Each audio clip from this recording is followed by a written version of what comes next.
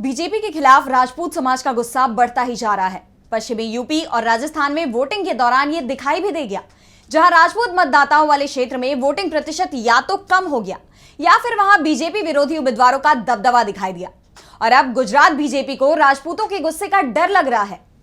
गुजरात की 25 लोकसभा सीटों पर 7 मई को वोटिंग होनी है, लेकिन वोटिंग से पहले ही बीजेपी मुश्किल में दिखाई दे रही है। साम दाम दंड भेद के सहारे बीजेपी ने सूरत सीट तो जीत ली, लेकिन दूसरी सीटों पर उसकी मुश्किलें बहुत ज्यादा बढ़ गई हैं। खास तौर पर इस बार राजपूत समाज खुलकर बीजेपी का विरोध कर रहा है। राजपूतों की नाराजगी पुरुषोत्तम रूपाला को लेकर है। उन्होंने राजपूत महिलाओं को लेकर आपत्तिजनक बयान दिया। इसके बाद राजपूतों ने बीजेपी हाईकमान को सीधे चेतावनी दी थी कि अगर उन्होंने रूपाला का टिकट नहीं काटा तो परिणाम भुगतने होंगे।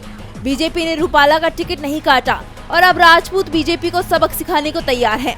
जगह जगह राजपूत समाज महापंचायत कर रहा है, जिसमें बीजेपी को हराने की अपील की जा रही है। गुजरात के बारडोली में हुई महापंचायत में तो अग्नि को साक्षी मानते हुए राजपूतों ने कसम ली कि चुनाव में बीजेपी को वोट नहीं देंगे, उसका विरोध करेंगे। गुजरात में क्षत्रिय समाज की आबादी 12% है और राज्य की 10 सीटों पर ये निर्णायक स्थिति में है। राजपूत समाज को अभी तक बीजेपी का वोट बैंक माना जाता रहा है, लेकिन इस बार राजपूत खुलकर बीजेपी का विरोध कर रहे हैं। साफ है कि इस बार गुजरात में बीजेपी की हालत बेहद खराब होती दिखाई दे रही है। डीबी लाइव की रिपोर्ट।